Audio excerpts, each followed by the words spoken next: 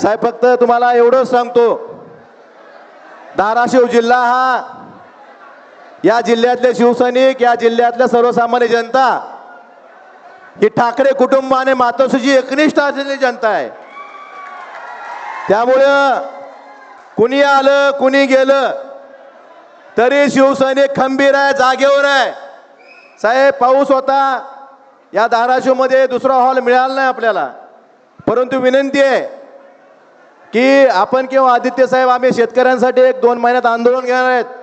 त्या ठिकाणी धाराशिवला आपण यावं ही सर्व धाराशिवच्या जनतेच्या वतीने आपल्याला विनंती करतो.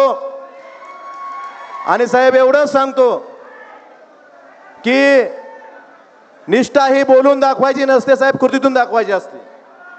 त्यामुळं आम्ही 22ला पण दाखवलेलं आहे, आताही दाखवतोय.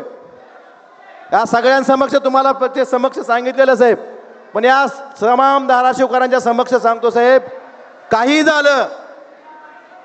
झालं तर उद्धव साहेबांची साथ सोडणार नाही.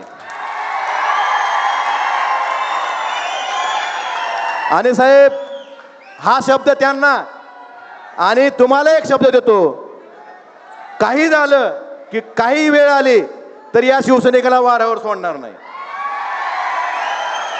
त्यामुळे साहेब मी जास्त आपला वेळ घेत नाही. आपलं राऊत साहेबांचं मनोगत ऐकण्यासाठी सगळे उत्सुक आहेत. फक्त मला एवढीच जाण आहे साहेब, माझ्यासारख्या सर्वसामान्य शेतकरी कुटुंबातल्या मुलाला फक्त शिवसेना या 4 अक्षरामुळं जिल्हा परिषद सदस्य 2 वेळा आमदारकी मिळाली, हे उपकार मी आयुष्यभर विकारणार नाही, शिवसैनिकाचे ना आपले.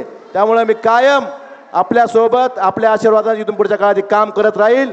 आणि धाराशिव जिल्ह्यातली शिवसेना ही ज्या कार्यकर्त्याची संघर्ष करायची तयारी आहे, व्यवस्थेच्या विरोधात आवाज उठवायची तयारी आहे, अशा कार्यकर्त्याला घेऊन सर्वसामान्याचा आवाज बनून इथून पुढच्या काळात ही शिवसेना काम करेल. एवढा शब्दातून माझ्या शब्दाला विराम देतो. धन्यवाद साहेब. जय हिंद, जय महाराष्ट्र.